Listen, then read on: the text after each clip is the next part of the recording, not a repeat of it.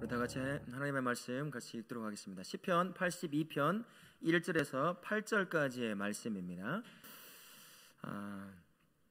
먼저 들어가는 말을 한번 해보면요, 하나님은 모든 신들, 이 신들이라는 것은 진짜 신을 말하는 것이 아니라 왕들과 재판관들과 하나님이 세우신 권세자들을 두고 하는 것이라고 생각하시면 됩니다. 이런 모든 자들을 심판하십니다. 재판관은 원래 세상에서 불의한 일을 바로잡고 가난한 자와 고아를 위해 공의로 통치해야 할 사람입니다. 하지만 그들이 재판관의 존귀한 본분과 사명을 잊으면 하나님이 그들 공의로 심판하십니다. 하나님의 백성은 하나님의 주권을 인정하며 온 세상을 향한 공의로운 심판을 하나님께 맡겨야 합니다. 아멘. 그러면 여기서 한 가지 질문을 해볼 게 있어요. 공의란 무엇일까? 성경에서 말하고 있는 공의가 무엇일까? 공공의라 이렇게도 표현을 할 수 있을 텐데요, 공의를 히브리어로 부르면 샤파트라는 단어예요. 샤파트라는 단어인데 이게 지금하고 크게 다르지는 않은 것 같더라고 찾아보니까요. 사회 안에서 질서를 회복하고 또 회복한 질서를 유지시키는 것, 보편적으로는 그렇게 쓰이는데 이 상황에 따라서는 두 가지 정도로 이렇게 약간씩 의미가 좀 더 구체화돼서 사용될 때가 있다는 걸 알게 됐어요. 어떤 상황이냐면 하나님이 주어로 사용될 때는 통치하다, 지배하다라는 의미까지 이제 이렇게 좀 더 구체화된다고 할 수 있고요. 또 특별한 경우, 오늘 우리가 읽었던 82편에 나와 있는 그 상황을 두고 이 샤파트라는 단어가 해석이 되면 어떻게 되냐면 구원하다, 구출하다, 보호하다, 뭐 이런 뜻이 담겨지게 된다는 것입니다. 그래서 하나님께서 3절, 특히 3절에서 말씀하시는 것처럼 가난한 자, 고아와 곤란한 자, 궁핍한 자에게 공의를 베풀라라는 말을 우리말로 다시 한번 번역을 해본다면 어려움에 무너지지 않게 구출하라 라는 뜻이나 그들의 권리와 이익을 보호하라 라는 의미라는 거예요. 그러니까 성경에서는 좀 더 어떤 상황에 따라서 똑같은 단어도 이렇게 구체적으로 이 공의가 들어간다는 겁니다. 82편에서는 제가 조금 전에 얘기했던 것처럼 어려움에 무너지지 않게 구출하라든지 보호하라든지 구원하라는 의미로 82편에서는 사용됐다고 보시면 되네요. 이게 공의가 무엇이냐라고 말할 때 이렇게 기억하시면 된다는 것입니다. 이 공의라는 단어를 통해서 우리가 알 수 있는 하나님의 마음이 있다는 것이에요.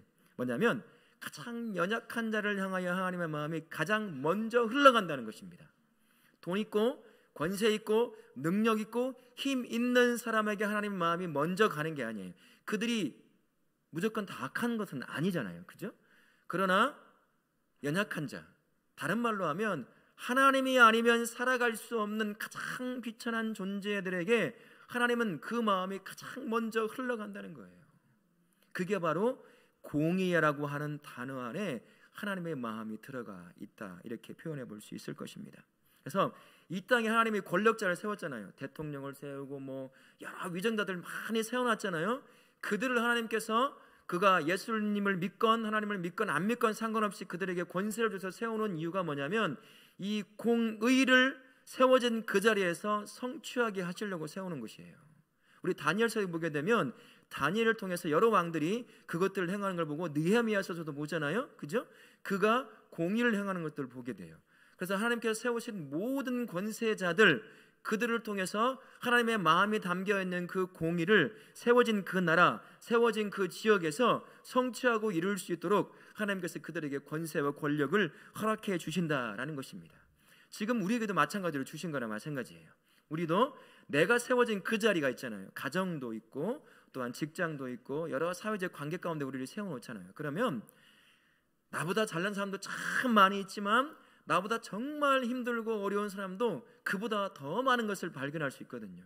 그 자리에 나를 세운 건 이유는 뭐냐면 나를 통해서 하나님의 마음이 담겨져 있는 그 공의를 실천하게 하기 위해서 그 자리에 세웠다는 거예요. 그래서 우리가 이 공의라는 단어를 한번 생각해 보면서 내가 세워진 그 자리에서 나는 공의의 삶을 살아가고 있는가 한번 곰곰이 생각해 볼 필요가 있다는 거예요. 오늘 세워진 그 자리에서 공의를 행하지 못하는 수많은 신들, 권세자들에게 하나님께서 그걸 행하지 못함에 대해서 시편 저자의 입을 통해서 하나님의 징계를 내려달라고 이렇게 놀이하는 부분이 82편이라는 것을 생각해 본다면 우리도 그것을 심각하게 받아들일 수도 있어야 한다는 생각이 들어요. 그래서 나는 정말 공의를 내가 세워진 삶의 현장에서 이루고 있을까 한번 생각해 볼 필요가 있습니다.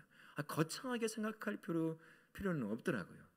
우리로서 이 일반 시민으로서 범인으로서 할 수 있는 그 공의의 범위는 극히 제한적이에요. 어떻게 할 수 있는 범위가 많지가 않다는 것입니다. 그걸 한번 곰곰이 생각해 보면서 나는 공의로운 삶을 살아가고 있는가 한번 그렇게 생각해 보면 좋을 것 같습니다. 이제 본문으로 들어가서요. 1절부터 4절 첫 번째, 하나님은 신들의 모임 가운데서 서서 재판관을 정죄하십니다. 1, 2절을 보게 되면 하나님께서 신들 즉 왕과 재판관을 정죄하시는 이유가 뭐였죠? 불공평한 판단을 내리고 또요 악인들의 낫보기를 하는 거예요. 우리가 시편이나 여러 곳에 보면 가끔씩 이런 하나님 나의 얼굴 나의 낫을 보십시오, 얼굴에 비춰주십시오라는 표현이 가끔씩 나오잖아요. 그게 나를 봐달라는 거예요. 주님에게서 주님의 나를 보던 그 눈이 그 얼굴이 나에게서 등을 돌려버리면 나는 안 된다는 거예요. 우리가 아이들 보면 애들 보고 있어야잖아요. 어떻게 무슨 일이 생길지 모르는 거예요. 그러는 것처럼 하나님의 내 인생과 나의 삶을 마치 아기를 돌보듯 얼굴을 바라봐 주십시오라고 표현하는 거예요. 근데 지금 이 신들이라고 불려지는 하나님의 특별히 세운 이 권세자들이 불공평한 판단을 내리면서 악한 자들을 바라보고 있는 거예요. 그들에게 얻어먹을 것이 있으니까 그들을 이렇게 불공평하게 판단해주고 그들에게 유리한 점으로 해주고 이런 일을 하고 있는 것이라는 것입니다. 두 번째 3절과 4절은 재판관이 마땅히 수행해야 할 공적인 사명이 무엇이었습니까? 가난한 자, 고아, 곤란한 자와 빈궁한 자에게 공의를 베풀어 그들을 건져내는 것이었어요. 구출하는 것, 보호하는 것, 그들이 당연히 누려야 될 그 권리를 지켜내는 것이 권세자들, 신들이라고 하나님이 불러 세운 최고의 권세자들, 위정자들이 해야 될 일이다 라고 말하는 것입니다. 시인은요, 하나님이 신들 중에서 가장 높으신 신으로 재판장으로 활동하시겠다고 말씀하십니다. 그러니까 우리가 가끔 못된 위정자들이 있잖아요, 그죠? 위에 바로 조금만 차 타고 가면 왜 만날 수 있는 그 젊은 애도 한 명 있고 그 넘어가면 또 나이 먹은 2명도 또 있고 막 그러잖아요. 그런 사람들 우리가 보면 생각해 볼 때 저것들 하나님이 안 데려가고 뭐 하시나 막 암살자를 보내가지고 어떻게 해결하고 하면 좋겠다라고 생각하시지만, 그러나 궁극적으로 하나님 우리가 역사를 한번 쭉 훑어보세요. 독재자들의 말로가 거의 대부분 좋지가 못했어요.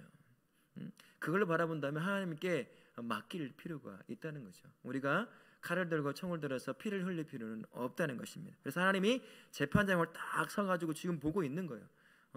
줄을 재고 있는 거예요. 지금 네가 내가 세운 그 사명을 잘하고 있는지, 너 10cm 모자란다, 너 그만큼 너 죽는다, 이제 그렇게 얘기하시고 계시다는 것입니다. 그걸 우리가 믿고 하나님이 언젠가 하나님의 때에 그런 자들을 심판하시고 판단하실 날을 기대하고 기도하고 준비하고 있으면 된다는 것입니다. 그러니까 억지로 무엇을 하려고 해서는 안 된다는 것이에요.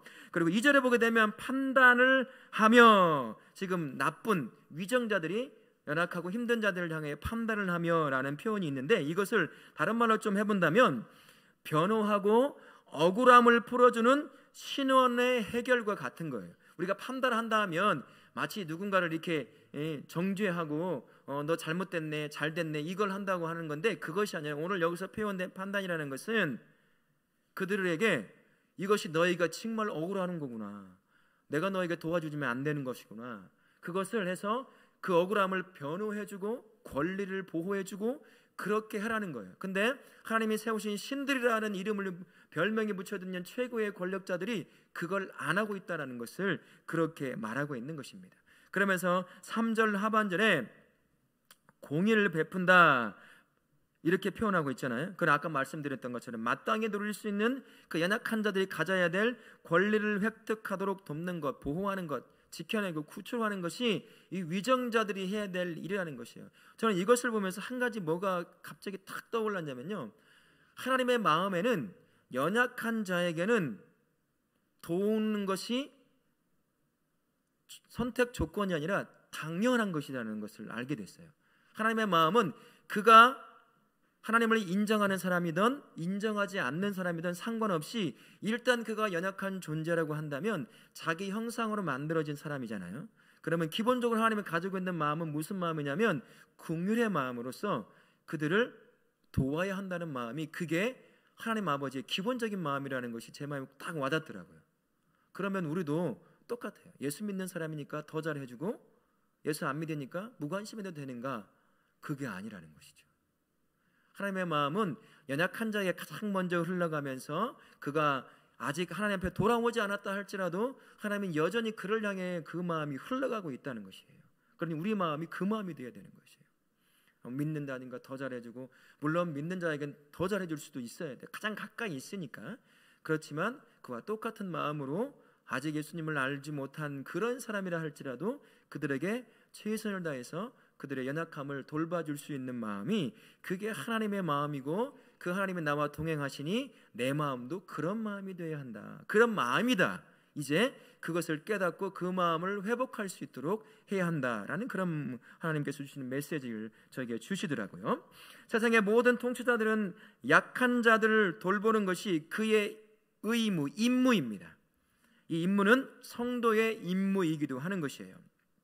그래서 불의에는 침묵하면서 자기의 불이익에는 아주 민감하게 아우성치는 사람이 있어요. 무슨 말인지 이해하셨죠? 불의에는 아유, 나만 아니면 되지 뭐, 내 자식만 아니면 되지 뭐, 그러면서 자기 이득과 관련해서 불이익이 닥치면 난리가 나는 거예요. 이제 막 고소하네, 살리네, 죽이네부터 해가지고 난리가 난다는 거예요. 근데 성도가 이런 경우가 종종 있다는 거예요.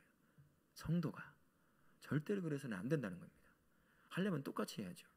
불의에도 아우성을 해야죠. 이게 무슨 짓이냐 하면서. 불이익은 우리가 계속 당하면 너무 억울하니까 이제 항변을 할 수 있는 것은 너무나 당연하겠지만, 불의에 대해서는 눈 감아요. 나만 아니면 되니까. 그러면서 자기의 조그만한 이익에 대해서 불이익이 생기면 그냥 난리가 난다는 것입니다. 그게 성도가 되어서는 안 된다는 사실 기억하시고, 우리 마음에는 하나님의 마음인데 그 마음이 무슨 마음이냐? 바로 공의를 이루는 마음이요, 그리고 그 이루는 마음이 우리의 마음이라는 사실을 기억하시고 내가 세워진 바로 그 자리에서 그렇게 공의를 이루실 수 있기를 바랍니다. 아멘. 우리 1절부터 4절까지 주시는 그 말씀을 통해 주시는 은혜를 한번 요약해 보면 이렇습니다. 그리스도인은 하나님이 이 땅에 세우신 대리 뭐라고요? 통치자입니다. 세상을 공평하게 만들고 가난하고 연약한 사람을 악한 사람들의 손에서 건지기 위해 하나님이 내게 맡기신 사명은 무엇입니까? 어떻게 그 사명을 감당하고 있는지 나눠봅시다 라고 했습니다. 세상에 버림받고 억압받는 자들을 섬길 수 있는 길은 가장 너무나 좋고 이것이 가장 우선순위가 되어야 하는 길이 있다고 한다면 뭐가 있을까요? 예수님을 전해주는 거예요. 이 땅에 살면서 살아가는 힘, 그 삶도 너무나 불쌍하고 안타까운데 영생조차도, 구원조차도 보장이 안 돼 있다고 한다면 그만큼 불쌍한 자가 어디 있겠습니까? 근데 그런 사람들에게 가장 먼저 예수 그리스도를 전해주는 말미암아 그 예수님이 그 안에 인생의 주인이 된다고 한다면 삶에 대한 희망, 그리고 그분이 주시는 인간이 주지 못하는 위로함과 새 힘을 그가 얻어 누릴 수 있을 거예요. 그리고 나서 아니면 때로는 같이, 이게 순서는 뒤바뀔 수는 있어요. 그리고 그의 실제적인 어려움이 있을 수 있습니다. 먹고 사는 문제가 있다고 한다면 내가 도울 수 있는 작은 반찬을 나눈다든지 음식을 나눈다든지 이런 방법을 통해서 도울 수 있다는 거예요. 그래서 우리 지역에 이제 우리 공동체가 안정화되고 점점 커지고 이제 지역 사회를 섬길 수 있는 더 단단하게 세워지게 되면 가장 먼저 해야 할 두 가지가 있다고 한다면 독거노인을 돕는 일과 그 다음에 불우한 청소년들이 도움을 받을 수 있는 길을 항상 열어놓아야 된다는 거예요. 그게 하나님의 마음으로 가득 채워진 교회의 모습이거든요. 그래서 교회를 통해서 흘러가는 그 하나님의 공의가 남들이 책임지지 않고 바라보지 않는 그들에게 흘러갈 수 있도록, 혼자 하면 분명한 한계가 있고 못하는 경우가 정말 많아요. 할 수 있는 것이 한 번이면 될 수 있을지 모르지만 그것을 지속적으로 한다는 건 정말 힘들거든요. 대형 교회도 그것을 버거워할 때가 종종 있어요. 지금 그런 사람이 그렇게 많다는 거거든요. 독거노인도 많고 그다음에 불우한 어린아이들도 참 많고 하는데 그런 것들을 도울 수 있는 그러한 공동체가 세워져야 한다는 것입니다. 그리고 제가 생각해 보니까 우리 다음 세대에게 이 여름 성경학교와 이 캠프에 초청해서 그들에게 즐거움을 함께 나누고 그다음에 예수님도 전해주면서 또한 그들에게 교회 안에서 나누는 하나님의 사랑을 그들에게 한 번일지 모릅니다. 그래도 불구하고 그들에게 나눈다고 한다면 그게 어느 날 끈이 될 수 있어요. 제가 그 사람 중에 한 명이거든요. 여러분 혹시 땅콩 쿠키 먹어보셨어요? 혜태제과에서 만든 거 하나 보면 약간 모자 모양인 거 기억나시죠? 그 위에 땅콩이 살짝 올라가 있는 거. 제가 신앙생활했던 교회가 그 땅콩 쿠키를 준다고 해서 제가 엄마 슬리퍼 신고 가가지고 받아먹고 거기서 신앙생활을 했어요. 그러니까 교회 오면 무조건 먹여줘야 돼. 애들 먹고 즐겁고 갖고 마음 열 때 그 안에 예수님이라는 단어를 딱 던져주고 그다음 사랑으로 끌어안아주고 장난쳐도 끌어안아주고 이렇게 하는 사이에 어느 순간 그 안에 예수가 들어간다는 거예요. 그러니까 우리가 여름 성경학교와 이 캠프 때 초청할 수 있는 걸 초청하고 여러 프로그램도 참 많고 말씀 전하는 시간도 많지만 그런 시간을 최대한 아껴서 전략해서 잘 전하고 그 다음엔 즐겁게 해서 마음 문을 열고 교회 오니까 즐겁고 나를 사랑해주고 반겨주는 사람이 있구나 라는 것이에요. 제가 교회에 가면서 한 1년 반 거의 2년 가까이를 1년 반 정도 된 것 같네요. 예수님을 만나지 못하고 그냥 갔어요. 왜 간 줄 아세요? 재밌어서 갔어요. 가니까 예쁜 누나들 동기들이 형제님 막 이렇게 해주니까 기분이 되게 좋은 거예요. 한번 물어보세요. 남자애들에게 가서 여자애들 한 명도 없다 안 가요. 가봐야 무슨 소망이 있다고 가겠어요. 그죠? 그런 거거든요. 그러다가 마음 문이 열리는 거예요. 그래서 제가 고2 2학년 여름 수련회 마지막 날 기도회 때 예수님을 만났어요. 아무것도 모르면서 고등부 회장이 됐거든요. 하나님이 다 그냥 잘 나오던 제 동기들이 딱 2명 나오게 만들었어요. 2명 나온 이 2명이 다 목사가 됐어요.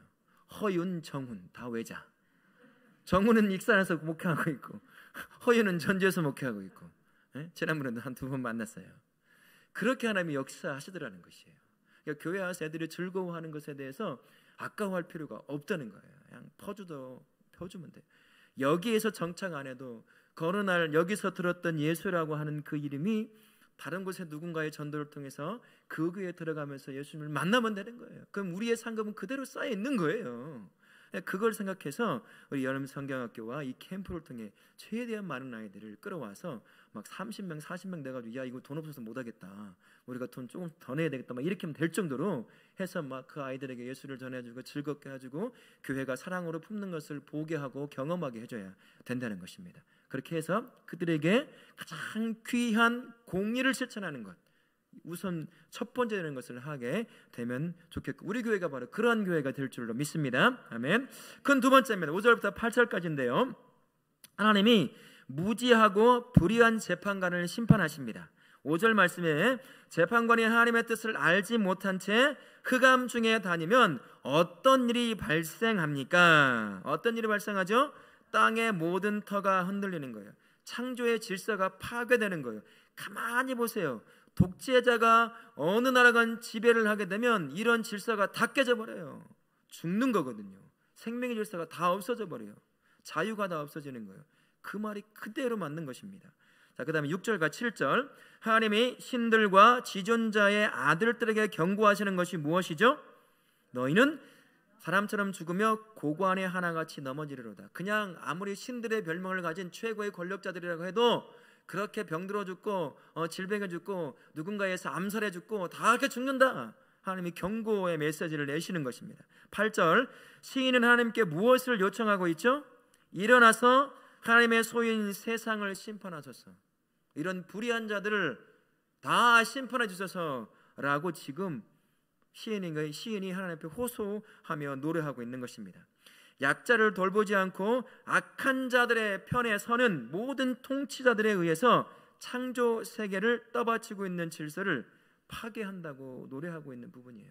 제가 조금 전에 말씀드렸던 것처럼 악한 자들의 땅, 독재자들의 땅 이런 것들을 한번 가만히 보세요. 땅조차도 비옥하지가 않아요. 예수님이 잘 들어간 땅, 제가 언젠가 설교 중에 한번 말했죠. 저 진도에 그 거의 90%가 넘는 사람들이 예수 안에 돌아와 살아가는 사람, 그 땅이 얼마나 비옥한지 몰라요. 근데 북한 땅하고 한번 비교해 보세요. 매년마다 뭐에 시달리죠? 식량난에 시달려 죽어요. 그들이 옥수수를 안 뽑나요? 그들이 벼를 안 심을까요? 근데 왜 수많은 사람들이 죽어갈까요? 하나님께서 모든 창조의 질서를 이런 다스리고 연약한 자를 돌보라고 세웠던 최고의 권력자들이 독재하면서 그 땅을 온통 파괴시키는 거예요. 창조의 질서를 무너뜨리고 있는 거예요. 생명을 소중하게 여기지 않잖아요. 그냥 마음에 안 들면 그냥 손가락 하나 하면 수백 명 수천 명이 날아가는 거예요. 그냥 그 자리에서 죽는 거예요. 독재자들에게서는. 지금 푸틴도 한번 보세요. 어떠고 있어요? 자기 욕심 하나 채우려고 지금 수많은 사람, 전 세계가 전쟁의 위협, 어저께는 또 핵전쟁까지 3차 대전까지 얘기하며 우리한테 간섭하지 말라. 이거 전쟁하는 거 우리 마음이야. 말도 안 되는 짓을 하면서 정당화시키고 있는 그 푸틴이라는 사람이에요. 이게 바로 그런 땅이에요. 그런 땅에 무슨 자유가 있어요? 러시아 사람들이 그 지금 이루어져 있는 걸 잘 몰라요. 다 통제해버렸기 때문에.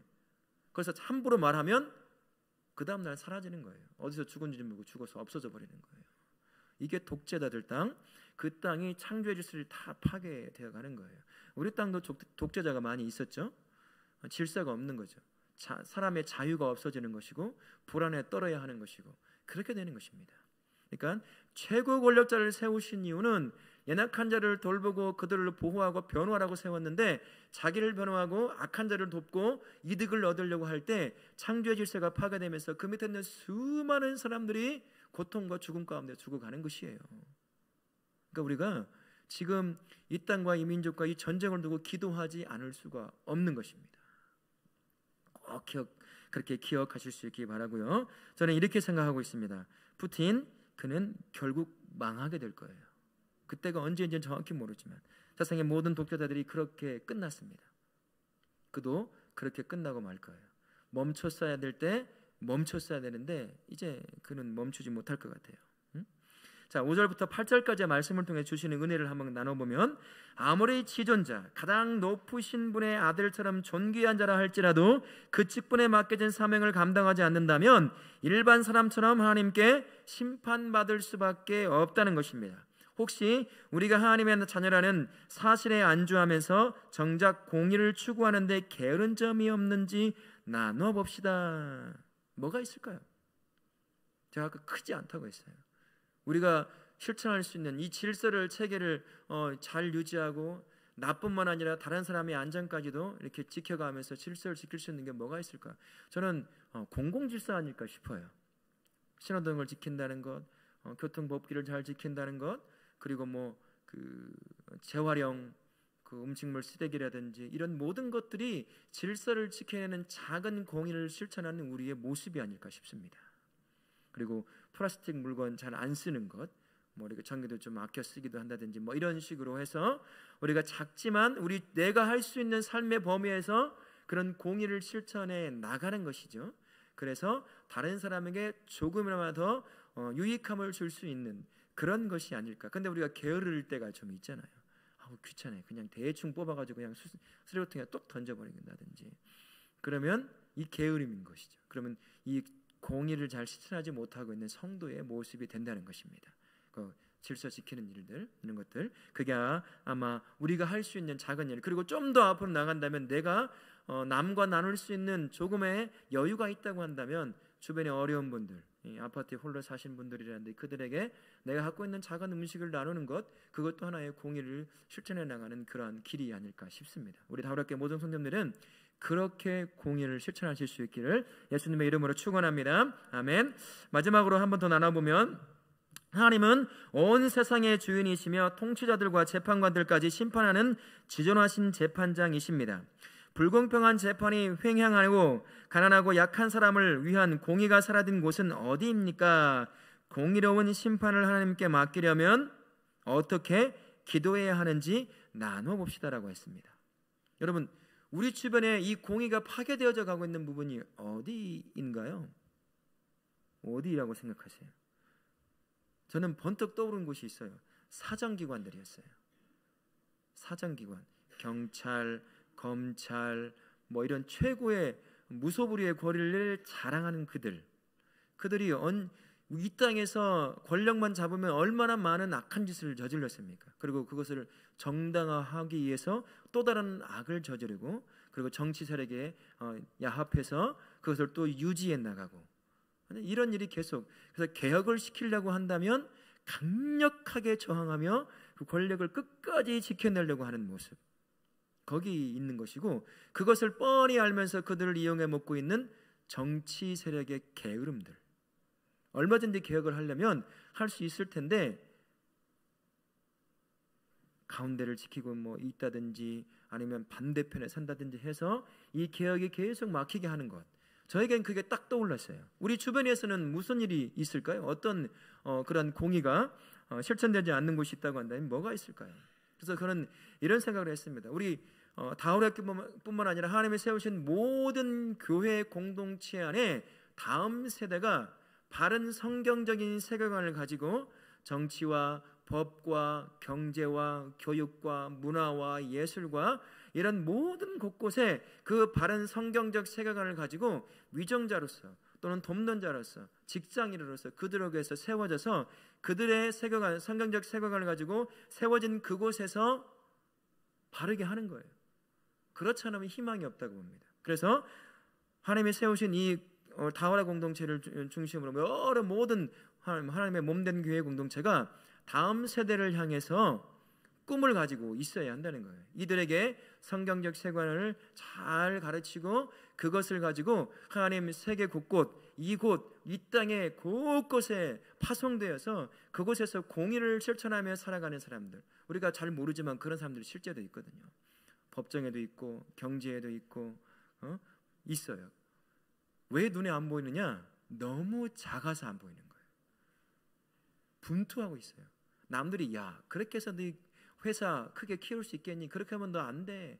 그런 걸 뻔히 알면서도 이 정의로움을, 이 공의로움을 실천하기 위해서 손해를 보면서까지 그 일을 하는 사람들. 우리 지난번에 우리 다니엘 교대에서 한 명을 봤어요. 젊은 기업인 하나, 기억나실지 모르겠어요. 바로 그런 모습인 거예요. 그렇게 세계관을 가지고 있는 사람이 경제든 정치든 또한 뭐 법정이든 다 가서 그렇게 세계관을 가지고 공의를 실천하는 것이에요. 자기의 위치에서 더 넘어서까지 할 수 있을지 모르겠지만 거기까지 안 간다 할지라도 그곳에서만이라도 그 공의를 실천하는 사람으로 우리가 계속 신앙 안에서 아이들을 길러내는 것이죠.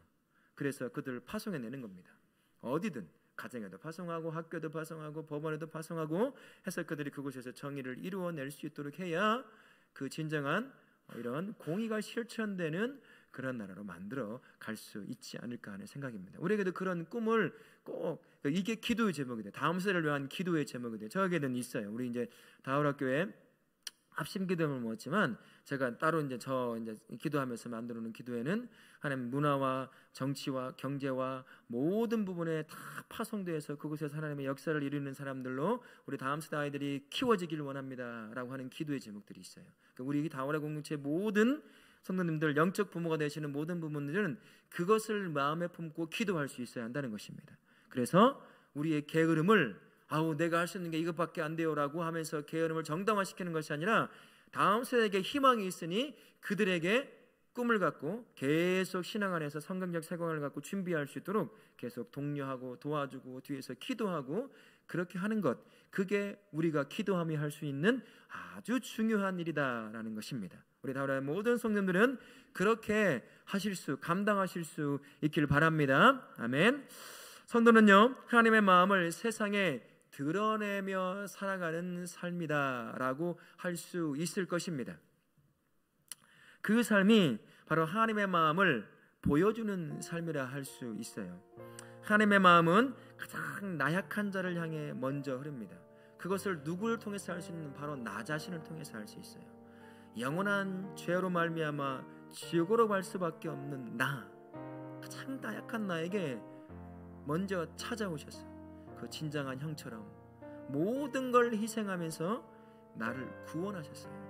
아무것도 아닌 존재인 나에게 먼저 찾아오신 것, 그게 하나님의 마음이거든요. 우리가 그 하나님의 마음을 경험한 거예요. 구원을 누린다는 게 바로 그 마음을 이미 경험하며 살아가고 있는 마음이라 할 수 있는 것입니다.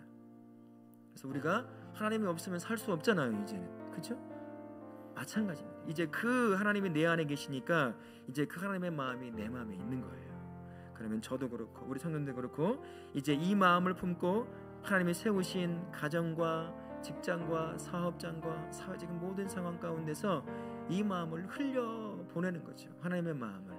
그래서 남편에게, 아내에게, 자녀에게, 부모님에게 흘려보내고 또한 직장의 동료들에게 뭐 크게 할 게 뭐가 있을까요? 우리가 가진 게 또 없는데 따뜻한 말 한마디, 어려울 때 어깨 한번 두들겨주고, 그리고 그가 힘들 때 예수님을 한번 전해주는 거고, 정말 물질적으로 힘들면 밥 한 끼를 사줄 수 있는 거고, 이렇게 하나님, 이게 바로 하나님의 마음을 내가 세워진 그 자리에서 흘려보내는 삶이라는 것을 꼭 기억하실 수 있기를 바랍니다.